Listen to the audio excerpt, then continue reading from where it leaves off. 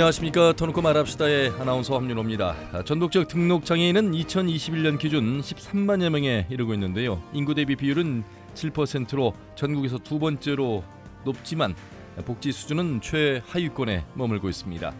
전국 17개 시도의 장애인 복지 실태 조사에서 전북은 인천에 이어서 두 번째로 낮았다고 합니다. 지난 수십 년 동안 장애인들은 이동권과 노동 등에서 평범한 일상을 누리기 위해 많은 노력을 펼쳐왔습니다. 하지만 아직 가야 할 길은 멀어 보입니다. 자, 오늘 털고 말합시다는 지난달 20일이 장애인의 날이었죠. 장애인의 날을 맞아 이동권과 일자리, 탈시설 등에서 전국적 장애인들의 삶과 현황을 짚어보고요. 또 나아갈 방향은 무엇인지 함께 말씀 나눠보도록 하겠습니다. 터놓고 말합시다는 유튜브를 통해서도 실시간 보기와 다시 보기가 가능합니다. 많은 의견도 올려주시길 바라겠습니다. 자, 본격적인 토론에 들어가기 앞서서 도민들은 장애인의 복지와 경제활동 등에 대해 과거에 비해 얼마나 달라졌다고 보시는지 김세별 리포터의 도민 인서트로 함께 들어보시죠. 비장애인이 평범하게 누리는 것들은 장애인은 할 수 없는 경우가 있잖아요. 이동권? 이런 거 같은 경우도 몇십 년 동안 크게 달라진 게 없는 현실을 보면 아무래도 후순위로 밀렸다고 보고요. 장애인이 운영하는 카페나 공공 일자리도 있지만 대부분 일부 소수에 그치거나 일회성인 경우가 많아서 아쉽더라고요. 한정된 예산으로 한계가 있지만 정책의 지속성이 담보되어 장애인들도 충분히 자립하고 사회 구성원으로 많은 것들을 할 수 있었으면 좋겠어요. 거의 장애인 일자리로 해갖고 채용을 해서 하는 아이들도 있고요. 지역 내에 자활센터라든지 자활기업이라든지 그래서 아이들을 자격증이라든지 이런 쪽을 좀 많이 취득을 해가지고 우리 아이들 장애가 있지만 이런 자격증을 따서 사회에 나갈 준비를 하고 있다. 이거를 계속 어필해서 이제 그쪽으로 계속 집어넣고 있거든요. 장애인 일자리는 쉬운 문제는 아니에요. 장애인들도 발달장애인들 자기 목소리를 내지 못하는 장애인들이 있어요. 복지 안에 이제 사각지대가 또 있더라고요. 예전에는 장애인은 시설에서 보호해야 된다고 생각했었는데 요즘 탈시설화 하고 있잖아요. 어울려서 사는 게 바람직하다고 생각하고요. 아직 인식이 부족한 부분은 장애인식 개선 교육을 통해서 점점 나아질 거라고 봐요. 네, 장애인의 복지와 경제활동 등에 대한 도민들의 의견을 들으셨습니다. 오늘 두 분과 함께 토론해 보도록 하겠습니다. 전북 장애인 인권연대 최창현 대표님 어서 오십시오. 예, 안녕하세요. 네, 최창현입니다. 예, 전주대학교 사회복지학과 윤찬영 교수님 어서 오십시오. 네, 안녕하십니까, 윤찬영입니다. 예, 잠시 후에 전라북도의회 박정규 도의원과 전북 장애인 복지과 서문현 과장을 전화로 연결해서 말씀을 또 듣도록 하겠습니다. 최창현 대표님 오래간만에 뵙습니다. 예. 네, 안녕하세요. 저희가 장애인의 날 이렇게 얘기하고 있는데 비장애인의 날은 없잖아요. 그 장애인의 날이 있다는 것은 아직도 장애인의 목소리를 많이 들어야 되고 변화가 필요하다는 이야기로 저희가 좀 해석을 해야 될까요? 어떻습니까? 그렇죠. 우리 사회 과제이기도 하고 예. 많은 이제 우리 사회 국가뿐만 아니라 전라북도 그리고 전라북도 시민사회와 장애인 단체들에서도 많이 노력을 하고 있는 상황인데 예. 지금 현재 장애인 날만 되면은 좀 안타깝죠. 예. 안타까운 게 아직 장애인의 삶이 다른 도민 또는 시민들의 삶과 많은 격차가 있고 그리고 또 해결해야 될 과제가 많이 남아 있습니다. 예. 그래서 장애인의 날을 보통 우리 장애인들 사이에서는 장애인 차별철폐의 날이라는 표현을 쓰고 있습니다. 휠체어를 타고 들어오시는데 제가 오늘도 보면서 저희 KBS의 이 스튜디오의 턱이 굉장히 높습니다. 물론 이제 방음 차원에서 설치한 턱입니다만 언젠가 그 어느 분께서 우리를 돕는 것은 휠체어를 도와주는 것이 아니라 저 턱을 없애주는 것입니다라고 하신 분의 말씀이 생각나는데 오늘도 턱을 넘어오는데 힘드셨습니다. 네, 물리적인 이런 장벽도 있지만 예. 우리 사이에 있는 우리 시민들과 도민들 사이에 있는 장애에 대한 편견에 대한 인식, 장애 인식에 대한 턱은 더 높지 않을까 이런 생각도 좀 많이 하고 있습니다. 예. 그거에 대한 노력도 같이 해야 되겠죠. 그렇죠. 윤찬영 교수님 방송 전에 장애인이어서 차별받는 게 아니라 차별받아서 장애인이다 이런 말씀하셨잖아요. 굉장히 의미 있는 말씀 같아요. 네, 저도 그런 말을 최근에 듣고 예. 한 번 더 생각해보는 그런 기회를 가졌는데요. 예. 우리 장애인 그러면 흔히 이제 우리가 차별한다 이렇게 얘기하는데 그 장애인이라서 차별을 한다고 차별 받는 것 자체가 이제 그래서 오히려 장애인이라는. 이게 차이가 있을 뿐이죠. 불편함의 정도의 차이인데 우리는 그 차이를 굉장히 크게 생각합니다. 크게 생각한 만큼 그러면 또 그 개선에 노력도 해야 되는데 오죽하면 이제 차별철폐의 날로 이제 말씀을 하실 정도인데 어떻습니까? 20년 전 제가 교수님을 뵀던 때하고 지금하고 계속해서 이 장애인 관련해서 또 사회복지 관련해서 말씀을 나누고 있는데.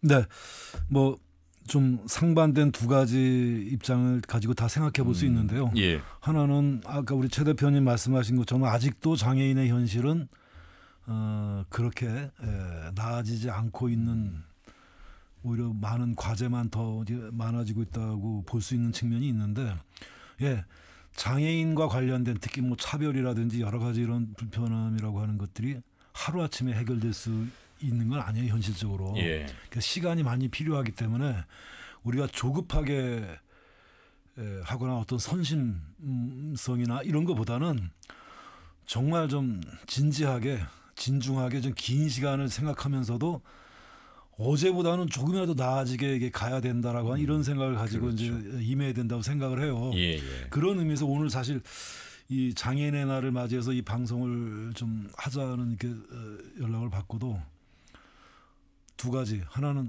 이거 뭐 장애인의 날이니까 또 뭐 방송 하나보다 하는 생각을 하면서도 예. 야, 그래도 장애인의 날을 그냥 이렇게 흘려버리지 않고 그래도 이렇게 꼭 한번 의미를 생각하게끔 짚고 넘어가는 방송이 있다는 것만으로도 저는 그래도 이게 참 의미 있고 가치 있는 게 아닌가 하는 생각을 해봤거든요. 예. 좀 뭐 방송을 제작하고 진행하는 사람으로서 꼭 어떤 날, 어떤 주간이 돼야만 하는 방송은 아니려고, 그런 방식으로 방송을 하려고 생각하지는 않습니다만 또 잊고 살고 그래서 죄송하다는 말씀도 드립니다. 그러니까 그럼에도 불구하고 그냥 넘어가는 경우도 많은데 그래도 꼭 챙겨서 이렇게 한 번은 더 짚어보고 가는, 저는 이게 의미가 있다고 봅니다. 예. 자, 최청현 대표님 발걸음 해 주셔서 오늘 또 좋은 말씀 해주실 텐데, 전라북도 장애인의 어떤 현황 그리고 실태, 앞에서 오프닝에서 좀 말씀드렸는데 복지 실태는 뭐 전북이 인천에 비해서 두 번째로 낮았다고 제가 이렇게 말씀드렸는데 좀 말씀해 주시죠, 실태를. 그만큼 이제 전라북도가 해결해야 될 과제가 많이 있다라는 거 의미가 있고요. 예. 좀 보면은 이제 우리 전라북도에 이제 13만 명 이상 정도의 이제 장애인들이 전라북도 인구 대비 한 7.1% 정도가 그렇네요. 이제 전라북도에 살고 있는데요. 예. 그러면 이제 소득 분야, 그러니까 소득 및 경제활동 분야 같은 경우, 그리고 또 우리 복지 서비스라든지 그리고 이동권, 그리고 문화야구 활동, 정보 접근, 이런 다방면에서 우리가 이제 과제를 많이 주고 있습니다. 이 지표, 지금 발표된 지표를 보고 있으면. 좀 간단히 더 첨언을 하면 소득 분야 같은 경우에는 보통 장애인들 같은 경우가, 중증 장애인들 같은 경우가 기초생계급여 비율이 20%가 넘습니다. 장애 인구 대비. 그런데 이제 보통 전체 국민이 보통 한 3% 내외 정도 되는 걸로 제가 알고 있습니다. 굉장히 높죠. 장애인들 같은 경우는 이제 기초생계급여에 의존하는 경우가, 그렇게 해서 이제 소득이 이제 어느 정도 일정 정도 이제 소득을 보장하고 있는데, 이제 이게 이제 그 국가 정책적으로 좋은 방향은 아니잖아요.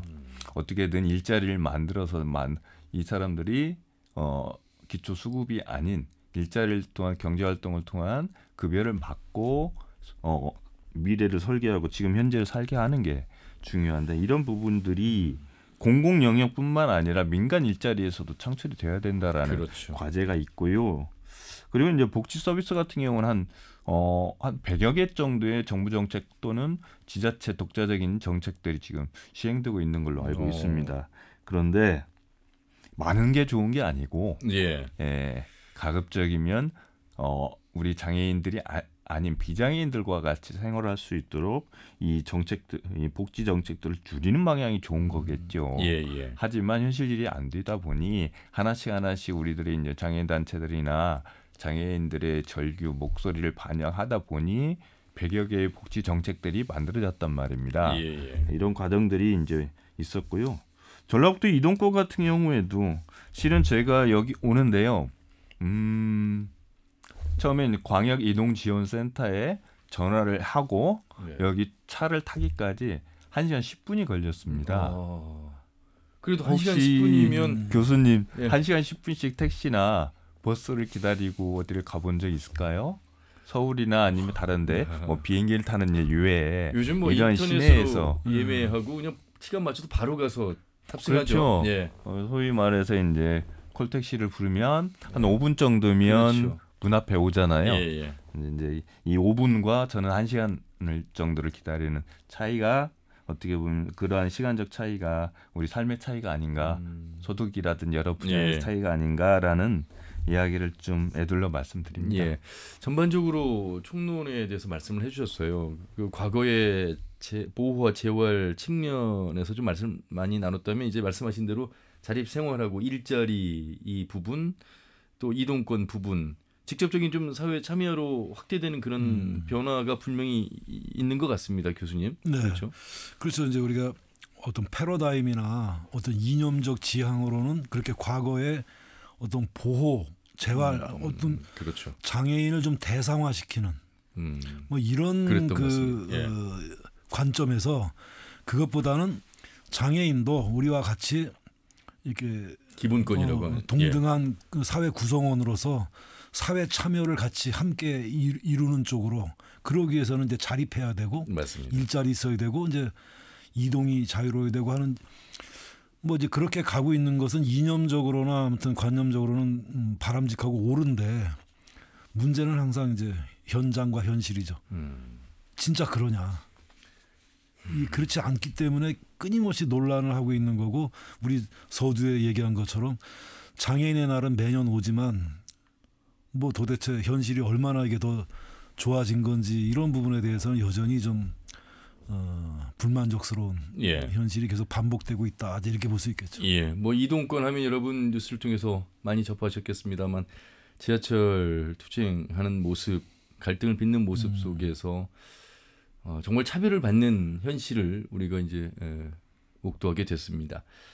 아울러서 이제 일자리도 함께 좀 말씀을 해봐야 될 텐데 방송 전에 저희가 말씀 나눈 내용 중에 이제 제주도의회 도의원이 교육감에게 도정 질문하는 과정 속에서 세종시 장애인예술단의 영상을 이렇게 이제 보여주는데 제주 교육감이 이제 눈물을 흘리는 모습 속에서 자폐가 있는 조카 생각이 나서 울었습니다. 그러면서 이제 도의원들이 함께 우는 모습이 뉴스 화제가 됐습니다만 이것은 곧 뭐냐면 이제 제주도에서도 장애인예술단을 만들어서 양질의 일자리 이분들이 하고 싶어하는 일을 하고 안정적인 근로와 또 안정적인 급여를 좀 받고자 하는 그런 양질의 일자리가 필요하다. 아까 말씀하신 숫자가 중요한 게 아니다라고 말씀하신 최창현 대표님 이런 부분들이 우리 전북에서도 좀 이루어져야 되는데 이런 목소리가 가능할지 어떻습니까 전북은? 예, 오래전부터 오래전 일이라기보다는 한 4, 5년 전부터 이런 예. 이야기가 있었고 그런 정책화시키기 위해서 노력을 해서 지금 현재 지난 22년 지방선거에서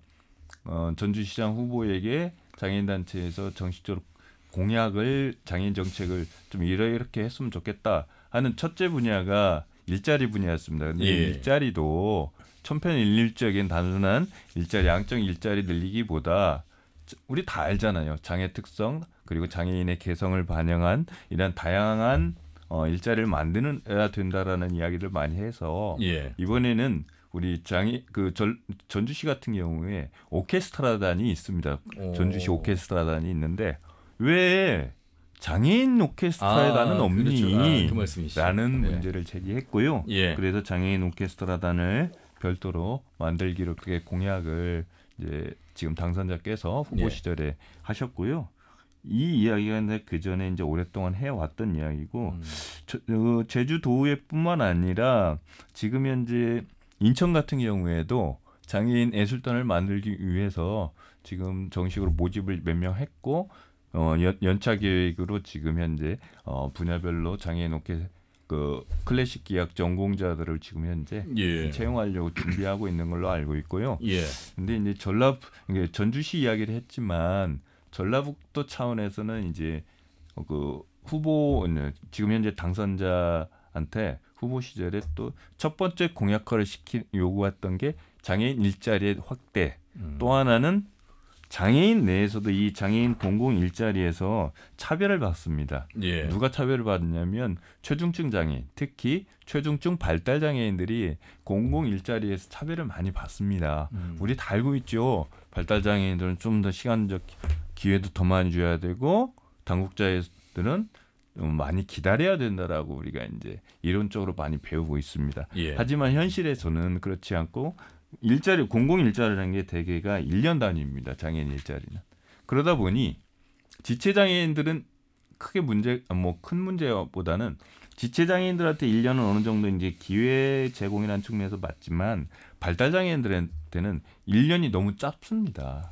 이거에 대한 이야기들을 했고 이게 이제 질적인 문제 그리고 발달 장애인들이 할 수 있는 특화된 일자리가 무엇인가에 대한 고민들을 지금 현재 요구하고 있는 상황이고 예. 일부는 시행되고 있습니다. 지금 뭐 대부분 일자리 정책이 이제 경증 장애인에게 좀 초점이 맞춰져 네, 있다는 네, 말씀이시잖아요. 맞습니다. 예. 장애의 유형에 따라서 필요한 일자리가 분명히 있을 텐데 그분들에 대한 세심한 좀 요구의 목소리를 반영을 해야 된다 이런 말씀을 해주셨습니다. 윤찬인 교수님. 예, 지금 뭐 말씀하신 대로 장애인의 경우에는 이제 장애 종류별 특성과 또 장애 정도에 따른 또 어떤 차이들도 있고 그래서 예. 사실 좀 이것저것 좀 챙겨야 되고 보호해야 되는 그런 부분들이 많이 있어요. 자, 지금 예술단을 예로 들어주셨는데 뭐 자치단체가 예술단 장애인들로 예술단을 구성한다고 해도 기존의 어떤 문화예술인들의 그 기회를 또 간섭하는 방해하는 이런 또 안 되거든요. 예. 이건 뭘 말하냐면 장애인들의 일자리, 장애인들이 일을 통해서 사회에 참여하고 하는 거 이거 매우 중요하고 그렇게 해야 되지만 예. 우리가 지금 일반적인 보통의 어떤 시장화된 그런 일자리들과 이게 그냥 경쟁할 수는 없는 거거든요. 예. 그래서 장애인들의 이런 사회 참여 일자리 부분에서는 시장의 보호라고 하는 게 보호된 시장을 확보하는 게 정말 필요합니다. 중요한 말씀이시네요. 그러니까 뭐 예컨대 전라북도나 뭐 전주시가 어떤 예술단을 운영한다고 해도 그건 일반적인 예술단을 하더라도 또 장애인 예술단을 별도로 할 수 있는 거고 예.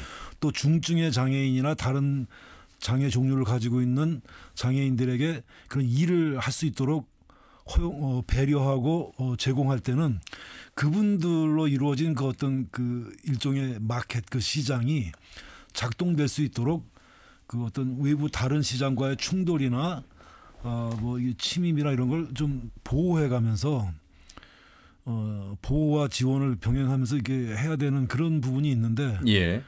그런 거 고려하지 않고 그냥 하게 되면 이게 무슨 의미가 있느냐, 생산성이 있느냐부터 해서 이제 여러 가지 또 논란을 일으킬 수 있거든요.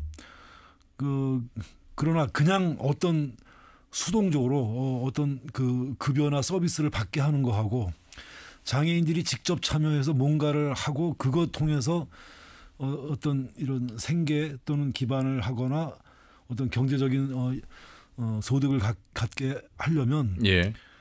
좀 그 어떤 시장 보호 정책 뭐 이런 것들을 같이 병행하면서 해야 되거든요.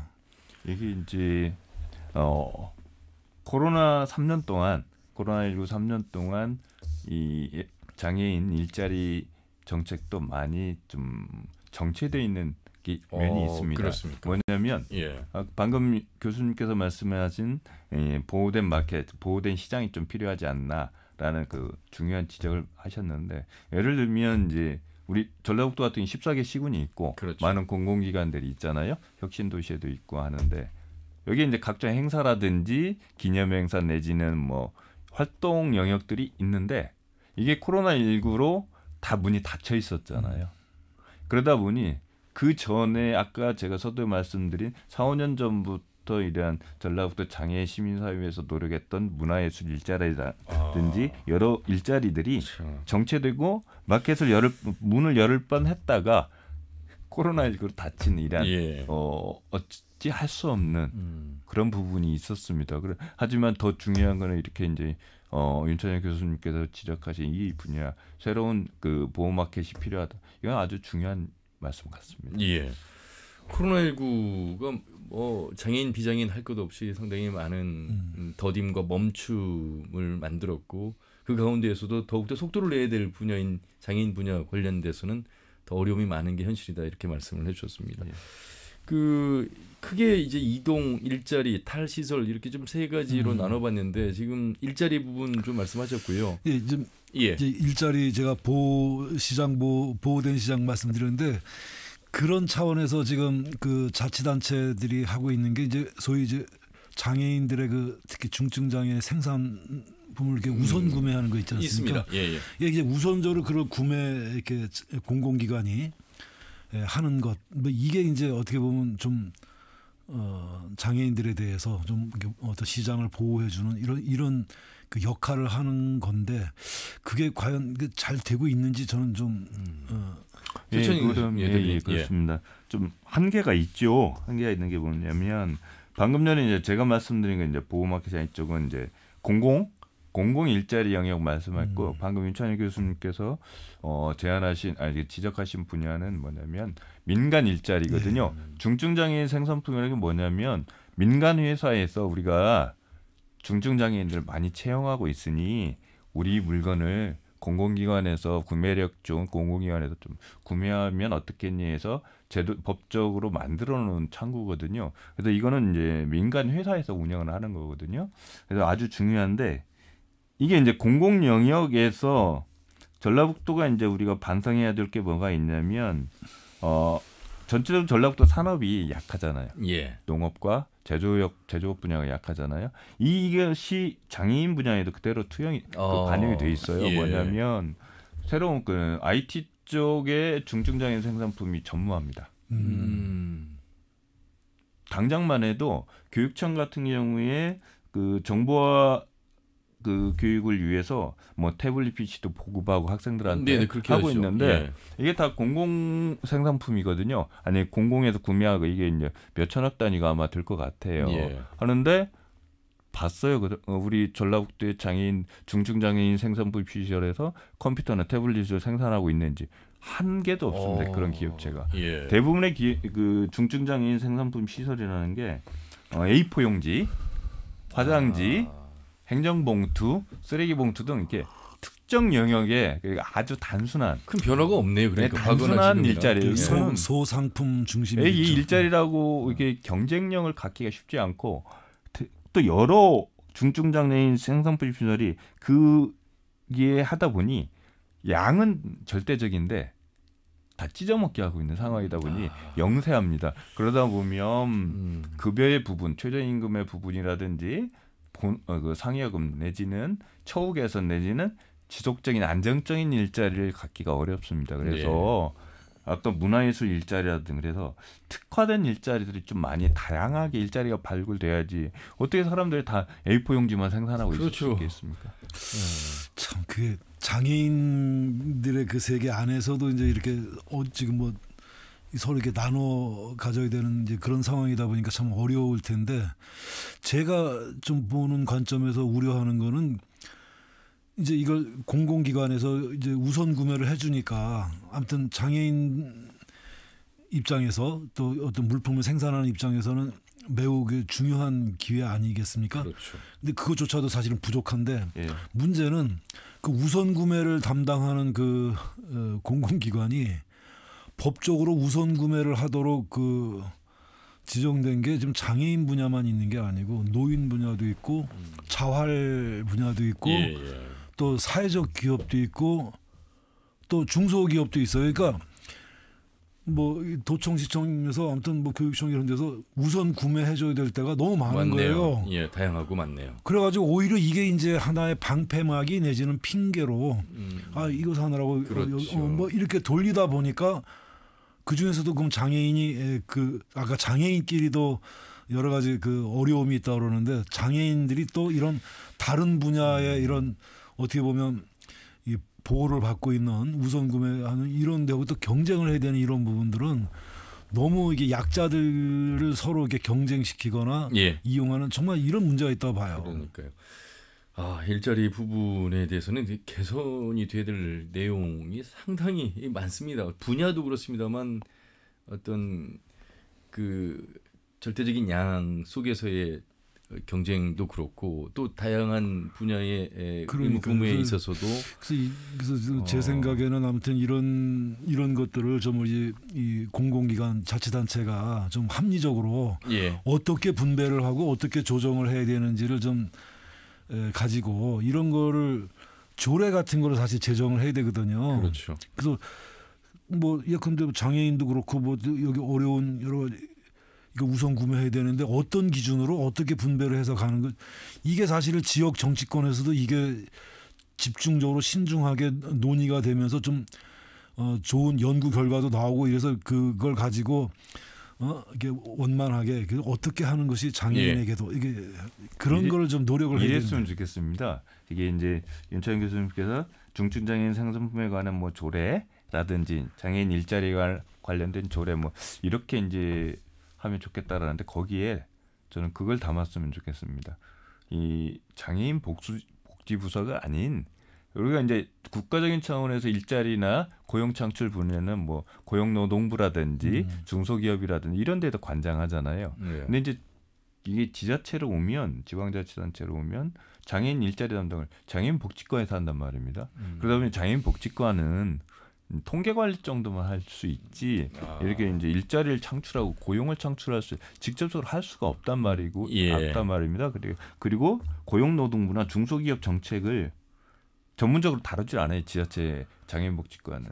그래서 전라북도 일자리 담당 부서 이런 데에서 중점적으로 뭐 한 팀을 만들든지 해서 장애인 중증장애인 생산품이라든지 장애인 일자리 전문적으로 창출하고 담당할 수 있는 부서를 그러한 중증장애인 생산품 지원 조례라든지 이런 조례에 담아냈으면 좋겠습니다. 그러니까 이게 국가적으로는 장애인 관련 이런 업무나 정책이 여러 부서로 흩어져 있지 않습니까? 예. 뭐 이런 이동권, 접근권 이런 건 이제 국토교통, 건설교통, 이게 나눠 있어가지고 좀 그런데 이게 자치단체로 내려오면 장애인 복지과에서 하다 보니까 모든 걸 다 복지 외에 다른 그 기능에 대한 업무까지 다 맡아서 하다 보니까 이게 또 그런 부분에서 알겠습니다. 그 잠시 후에 장애인복지과장을 전화 연결할 거거든요. 그때 좀 말씀을 나누고요. 이번에는 도의회 차원에서 조례에 관련해서 말씀을 해주셔서 저희가 전라북도 의회에 박정규 도의원을 전화로 연결해서 이런 관련된 이야기를 좀 해보도록 하겠습니다. 의원님 안녕하세요. 예, 안녕하세요. 예, 수고 많으십니다. 전라북도의 박정규 의원입니다. 예. 자, 뭐 여러 장애인 관련해서 관심과 노력을 지금 힘쓰고 계시는데 특히 뭐 숭어 통역사와 농어인들의 처우 개선 꾸준히 목소리를 내고 계십니다. 오늘도 어디 현장에 가 계십니까? 예, 그 지체 장애우들이요. 예. 그 차별 없는 세상을 이렇게 그 키치 플레이로 해서 임진각에서부터 해남 땅끝마을까지 지금 그 전국 일주 투어를 하고 있는데요. 그렇죠. 예. 그 현장에 나와 있습니다. 그 뭐 함께 하시는 건 아닙니다만 또 응원하러 가셨군요. 네네, 그렇습니다. 예. 지금 만나셨습니까?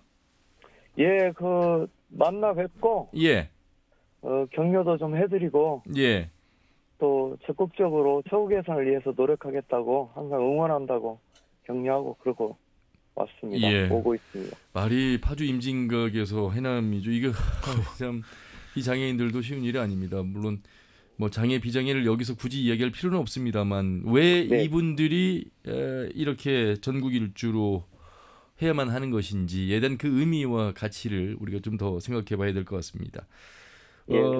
뉴스를 할 때 저와 함께 한쪽에서 하단에 이렇게 농어인들을 위해서 수고하시는 분과 함께 뉴스를 전달합니다만 제가 너무 크게 나오고 이분들이 너무 작게 나와서 제가 항상 이게 좀 죄송한 마음도 드는데 이걸 어떻게 좀 이 화면 속의 비율을 좀 변화를 줘야 되는 거 아닌가. 물론 코로나 때는 이런 개선의 목소리가 반영이 돼서 이제 함께 옆에서 이제 한 샷으로 이렇게 잡는 변화도 있었습니다만 우리 의원님 수어 통역사들의 업무 관련해서 하신 말씀 많습니다. 어떤 내용들을 주로 요즘 꾸준히 하고 듣고 계시는지요? 사실 그 전라북도에 그 우리 언어 장애인이 한 26,000명 정도 되거든요. 언어 장애와 청각 장애인 합쳐서 거의 2만 1,000명 정도 되고 있는데 농인 규모로만 보면은 전국에서 두 번째로 이렇게 높습니다. 예. 예, 그럼에도 불구하고 우리 수어 통역인들이 숫자가 너무 적어요. 예. 그러니까 그분들이 사실 적다 보니까 업무량이 많겠죠. 한 예. 사람이 거의 한 442명 정도를 이렇게 도움을 드리고 있는데 예. 개인적인 생활을 거의 할 수가 없습니다. 특히나 뭐 이분들은 토요일, 일요일도 예를 들어서 교통사고가 났다거나 아니면 의료 현장에 가야 된다거나 했을 때 사실 모든 책임을 지켜야 되는 그런 업무의 과정들이 있어서 수어 통역인들을 좀 이렇게 많이 좀 이렇게 양성을 해내야 되고 그렇죠. 그렇게 해야만이 좀 삶의 질에 좀 변화가 있을 것 같고 그 다음에 이제 그 수어 통역센터의 센터장들이 모든 것을 이렇게 하고 있잖아요. 예. 그러다 보니까 더더욱 그 소통에 여러 가지 문제가 있어서 이분들의 처우를 좀 개선하고자 좀 전라북도의 적극적인 개입을 통해서 좀 수어 통역 양성을 할 수 있는 그런 수어 통역 센터에다 그런 것들도 좀 만들고 이런 것들을 요구하고 있습니다. 예, 제가 이 부분에 대해서는 이제 도 여성복지의 강영숙 국장님에게도 전달한 바가 있고요. 아울러서 이제 제가 이제 수어 통역사분들을 매일 만나기 때문에 이분들의 현실을 좀 많이 듣게 됩니다. 매일 바빠요. 그러니까 방송 3사 뉴스 때마다 나오셔서 또 전달하셔야죠. 역할 하셔야죠. 또 들어가서 행정 업무 하셔야죠. 행정 업무가 없을 때도 또 개인별 전화로서 또 도움을 드리고 있죠. 행사 있을 때마다 다 가죠. 도에 브리핑 있을 때마다 또 다 가셔야죠. 그러니까 이분들이 뭐 몸 하나가 막 아까 우리 박 의원님 말씀하신 대로 수어통역사 한 명이 관리하는 농아인이 익산 같은 경우는 952명입니까? 그 얼마나 업무 부담이 되겠습니까? 이런 현실들을 한 840명 되고요. 예. 그 정도로 좀 심각합니다 지금. 예, 의회 차원에서 도에 제안을 좀 해보셨나요? 아니 그래서 이제 그 요청을 했더니 거기에 대한 이제 대응을 적극적으로 그 부분을 고려하겠다고 해서 지금 한 번 더 이렇게 기다려 보고 있습니다 지금. 기다리는 중이시군요. 계속해서 좀 목소리를 내셔야 되겠고 잠시 후에 서문현 과장께도 이 내용 함께 좀 해봐야 될 것 같습니다. 아울러서 뭐 이제 우리 박 의원님 수어통역사분들 목소리만 듣는 것이 아니고 의원으로서 장애인 관련된 조례도 함께 고민하고 계시는데. 뭐 아까 중증 장애인들에 대한 일자리 관련해서 또 장애인 일자리 관련해서 조례가 좀 더 필요하다. 그리고 의무적으로 구매하는 것에 있어서도 조례가 더 필요하다 이런 말씀 드렸거든요. 혹시 들으셨죠? 예. 맞습니다. 사실은 이제 그 복지 관련 시설에서 장애인 관련해서 이렇게 그 일자리를 만들어서 그 물품들을 이렇게 이제 행정이나 이런 데 구매하게끔 의무적으로 이렇게 구매하게끔 하고 있는데 사실은 그런 것보다도 좀 일반적인 회사에서 장애인들을 이렇게 적극적으로 고용할 수 있는 또 고용하게 되면 그런 특혜나 이런 제도를 만들어서 적극적으로 고용할 수 있게끔 만들어내는 게 가장 저는 중요하다고 생각을 합니다. 그런 부분에 의원들과 함께 더불어서 좀 고민 많이 하시고 조례도 좀 발의하시길 바라겠습니다. 네네. 그러겠습니다. 아울러서 이제 서울, 광주, 제주 등에서 지자체 차원에서 농아인 쉼터와 농아인 복지관을 운영하고 있는데 전북은 많이 부족하다고요? 전라북도는 아예 없다고 생각하시면 됩니다. 아예 없다고요? 예. 왜 그렇습니까? 수어인들과 지체장애인이나 이런 복지관은 있는데 그 언어가 소통되지 않잖아요. 그래서 그분들에게 그분들만의 어떤 그 복지적 공간이 저는 필요하다고 생각을 합니다. 이 부분은 또 전혀 없는 현실, 또 개선해야 될 영역이 또 하나 나왔습니다. 함께 좀 고민을 더 해봐야 될 것 같습니다. 사각지대가 많은 상황인 것 같습니다. 그만큼 더 적극적으로 행정에서 나서서 좀 이런 부분들을 좀 살펴야 될 것 같습니다. 그렇습니다. 예. 의회 차원에서도 이런 노력들을 하실 것 같은데 끝으로 좀 어떤 부분을 좀 강조하고 싶으십니까? 저는 수어 통역인들이 아까도 말씀드렸다시피 이제 전라북도에서 전주시만 통역사를 고용하고 있고 예. 우리 전라북도를 비롯해서 13개 시군은 전혀 하지 않고 있거든요. 그래서 행정에 당연히 특히 이제 시군 같은 경우는 농업 이런 보조금 문제나 이런 부분에서 사실 수어인들이 굉장히 이렇게 소외를 받았었거든요. 예. 근데 이제 거기에 당연히 배치를 해서 그분들이 평등하게 이렇게 보조금이나 이런 것들 농업에 관련해서 이런 보조금을 받을 수 있게끔 인력 배치를 좀 해야 된다라고 이제 주장을 했지만은 실제로 수어 통역인들이 또 그만큼 없어요. 예. 그래서 그런 것들을 끊임없이 주장하고 있고, 그 다음에 이제 제가 이제 수어통역센터 운영위원장으로 있었을 당시에 예. 이분들 이렇게 한 번도 이렇게 비행기를 타보지 않으신 분이 거의 100%라고 생각하시면 돼요. 뭐 바쁘셔가지고 어딜 가지를 못하시던데요. 예, 그때 그래서 예. 제가 좀 이렇게 국가사업도 좀 따내고 또 여기저기 후원금 모아서 이렇게 제주도도 이렇게 보내드리고 했는데 예. 굉장히 좋아하시더라고요. 그렇겠죠. 그래서 그런 것들을 좀 지속적으로 좀 해야 된다. 예. 이제 말씀이 통하지 않으니까 이분들이 우리 이제 지체나 이런 분들은 그래도 행정하고 이에게 소통을 해서 그런 사업들을 만들어내고 있는데 이런 것들로부터 철저히 소외받고 있다고 보시면 되는 거죠. 예. 그런 소외를 받지 않게끔 만드는 게 수어 통역사들인데 이분들에게도 개인적인 삶이나 여러 가지 보장이 돼야 되잖아요. 예. 이런 부분들이 보장을 받지 못하고 있어서 어떻게든 보장을 받을 수 있게끔 최선을 다해서 노력해보려고 지금 생각하고 있습니다. 예. 현재 가장 절실한 건 어떻게 보면 수어 통역사분들의 인력 양성을 통해서 충원을 좀 더 해야 될 상황인 것 같습니다. 예, 그렇죠. 그래야 뭐 이 복지도 좀 더 생각할 수 있고 여행도 한 번쯤은 갈 수 있는 그런 현실이 아닐까. 사실 이분들이 쉬는 시간도 쉬는 게 아니에요. 계속해서 전화가 오면 계속해서 수어로 이분들 농아인들 도움을 드리고 있는 상황이거든요. 네네.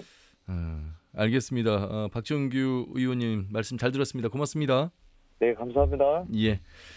자, 전라북도 의회 박정규 의원과 말씀 나눠봤고요. 이번에는 전라북도 장애인복지과 서문현 과장을 연결해서 또 말씀 들어보겠습니다. 과장님 수고 많으십니다. 예, 안녕하세요. 예. 그 과장님 하실 일이 좀 많으시고 노력도 많이 하시는 것 같은데 여전히 더 목소리들을 많이 들으면서 하실 일이 더 많아지신 것 같습니다.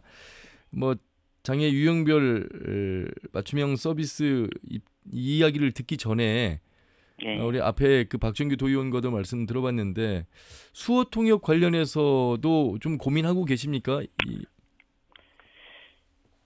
수어 통역 관련해서요. 예, 인력이 좀 많이 부족하다라는. 인력이 부족하다. 예. 일단 저희가 일단 수어 통역센터. 예. 자, 인력의 어떤 배치 기준을 한번 말씀을 드리면은요. 예. 우리 장애인복지법 시행규칙의 별표 5에 3명 이상으로는 규정이 돼 있어요. 예. 그리고 우리의 어떤 지침사항에는 5명 이상으로 그렇게 돼 있는 상태고, 근데 우리 도내를 봤을 때는 도내 수어통역센터가 15개소가 있습니다. 그렇죠. 그 중에서 도하고 전주시는 수어통역사가 6, 7명이 배치가 되어 있고요. 예. 나머지 13개소는 4, 5명의 수어통역사가 배치된 걸로 알고 있습니다. 예. 그 이제 배치가 중요한 게 아니라 이제 현실 속에서 한 분이 담당해야 될 인원수가 상당히 많기 때문에 충원에 대한 어떤 현실 개선의 목소리가 좀 나오는 것 같습니다. 한번 잘 좀 살펴보시길 바라겠습니다. 예. 자, 그리고 이제 제일 먼저 좀 여쭤보고 싶은 것 중에 하나가 올해 전라북도가 장애 유형별 맞춤형 서비스 제공에 집중하고 계시는데 이거 어떤 기조로 시작이 된 겁니까? 예. 올 1월에 저희가 그 2023년 주요 복지 시책을 도에서 발표했었어요. 예. 네, 그때는 함께 보살피는 든든한 복지를 비전으로 해서 7대 분야 25개 실행 과제 등을 담고 있거든요. 예. 이제 그 중에서 우리 장애인 복지 분야는 장애인 생애 주기별 맞춤형 복지 지원 확대를 위해서 지금 발달 장애인 생애 주기별 지원 서비스를 19년에는 9개 사업에 29억 원을 투입을 했었는데 예. 23년에는 11개 사업에 대해서 207억 원으로 확대를 하는 등 장애 유형별 맞춤형 서비스 제공에 좀 집중하고 있는 상태입니다. 예. 상당히 뭐 폭넓게 또 액수 예산도 좀 늘려가고 있다 이런 말씀이시군요. 예, 그렇습니다. 예. 특별히 금년에는 지금 현재 거기 발달장애인 24시간 긴급 돌봄 예. 시범 사업을 갖다가 이탁 수행 기간에 대한 지금 현재 공모 중에 있습니다. 예. 그래서 하반기부터는 그것도 운영을 수행을 할 계획으로 있고요. 예. 일자리 관련해서도 앞에서 두 분 많은 말씀하셨거든요. 어떻게 지금 계획과 진행을 하고 계실까요? 네, 저희가 일자리 관련해서는 예. 지금 현재 장애인 공공 일자리를 저희가 1,678명에서 1,885명으로 좀 거기 확대를 했습니다. 예. 예, 확대를 하고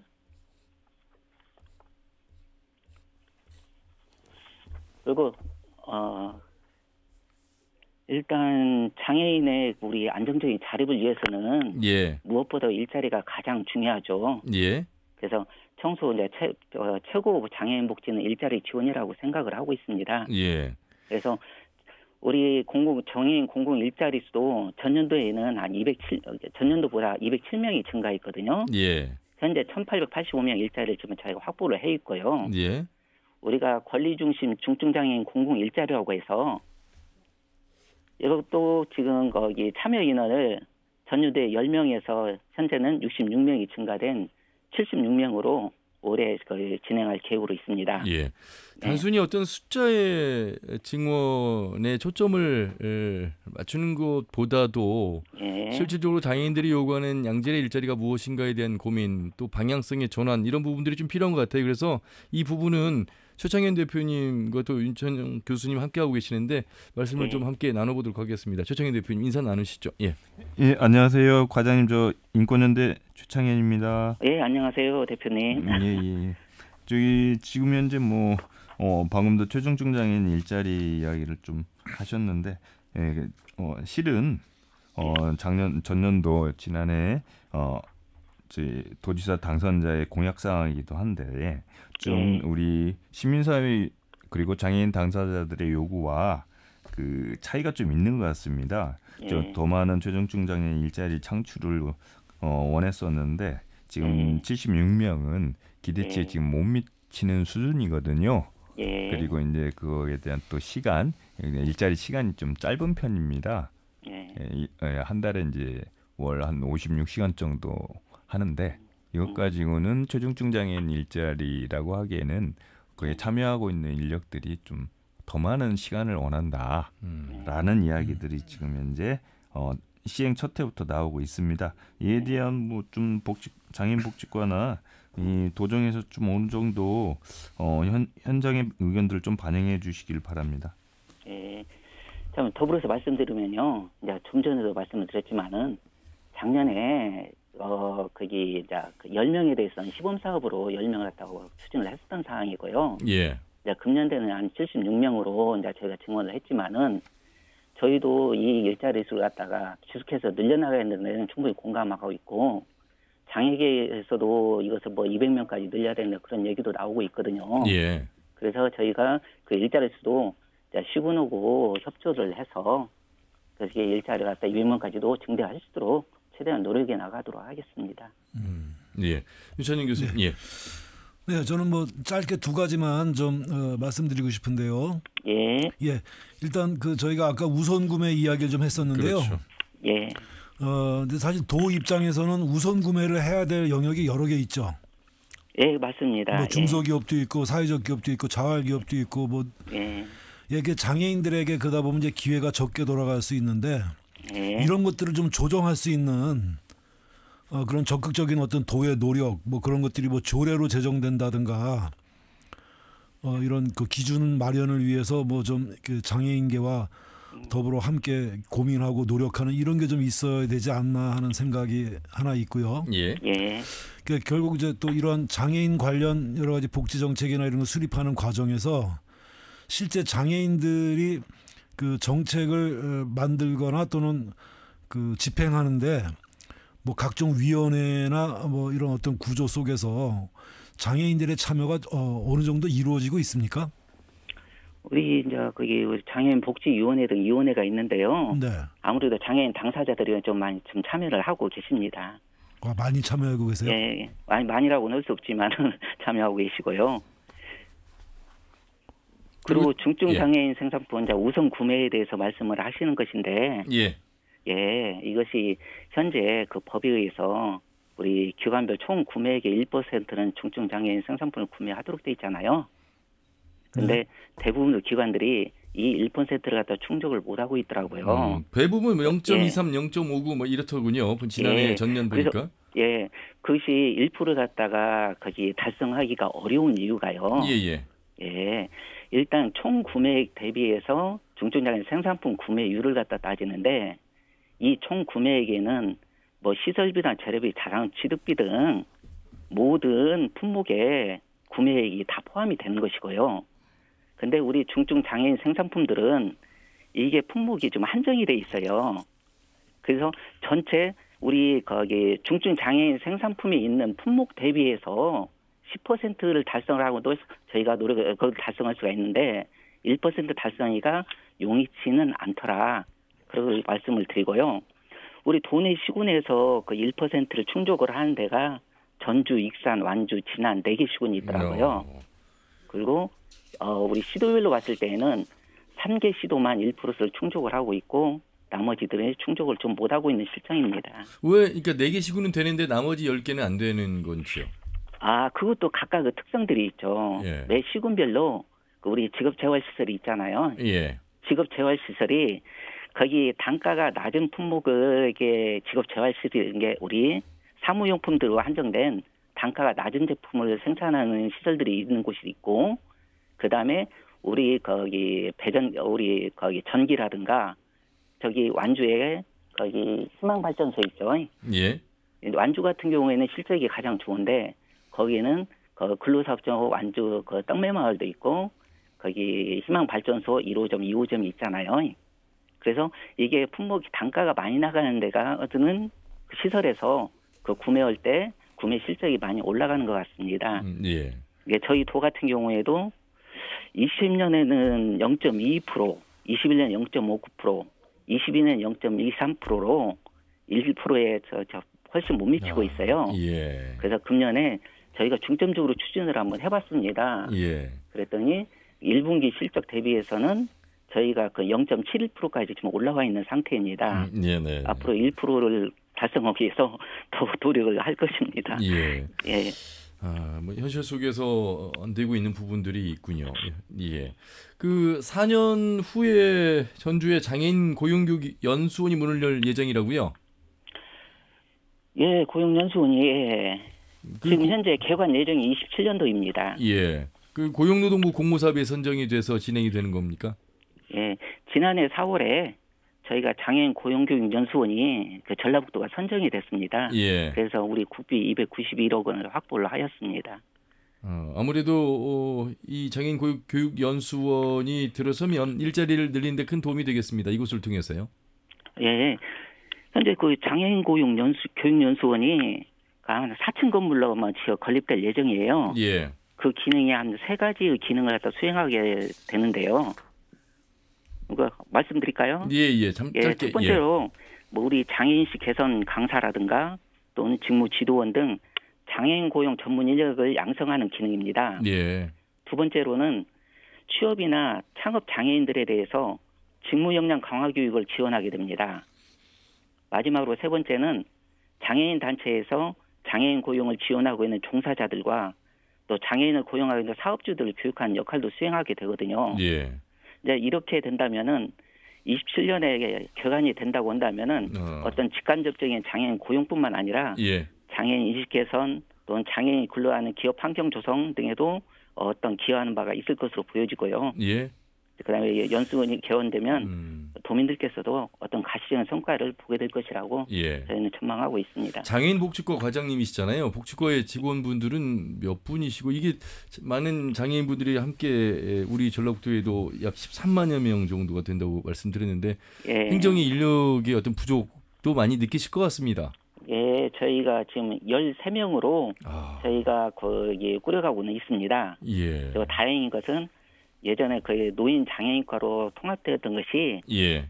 장애인과로 별도로 그 과로로 분리가 되면서 예. 조금 숨통이 좀 트인 상황이라고 보시면 되겠습니다. 예.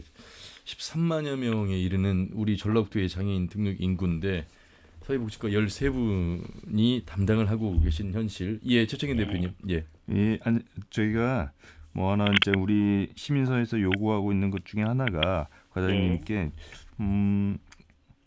13명의 이제 세 팀으로 돼 있잖아요. 예, 세 팀으로. 예, 그런데 이제 탈시설 관련해 가지고 서울 같은 경우 보면 탈시설 팀이 장애인 복지과에 별도로 있어서 예. 그걸 이제 체계적으로 그리고 책임감 있게 할 수가 있는데 전라북도 같은 경우는 이제 현재 시설팀, 뭐 권익팀, 정책팀 이렇게 해서 세 팀인데 우리들이 바라볼 때는 지금 현재 40여 개 시설에서 한 1,700명 정도가 지금 현재 탈시설을 해야 되는 상황에서 지금 현재 있는 세 개 팀으로는 책임감 있게 하지 못한다, 체계적이지 못하다. 그래서 탈시설 팀을 하나 따로 만들어야 된다. 그래서 세 개 팀이 아닌 4개 팀을 해서 장애인 정책을 추진해야만이 이 과제가 어느 정도 성과를 내지 않겠나라는 그런 시민사회 요구가 있습니다. 이에 대해서 좀 도정 차원에서 추진할 의향이 없으신지 좀. 일단 뭐 TF팀이라도 구성을 해야 되겠다 이런 말씀이신 것 같은데. 예. 자, 그 부분에 대해서는요. 예. 이렇게 말씀을 드릴게요. 저희가 거기 장애인들에게 저희가 자립 지원을 갖다 지원하기 위해서 저희가 거기 장애인 종합 지원 센터를 준비 중에 있거든요. 예. 그래서 현재 사전 준비 기간을 거쳐서 하반기에 좀 시범 운영을 좀 하려고 하고 있습니다. 예. 그래서 내년부터는 이게 본격적으로 운영할 계획으로 있고요. 예. 그리고 전년도에 이제 우리 복지부에서 탈시설장애 지역사회 자립지원 시범사업에 참여해서 전주시가 선정이 되었잖아요. 예. 자, 금년도에서 복지부에서 7개소를 추가 모집을 했었습니다.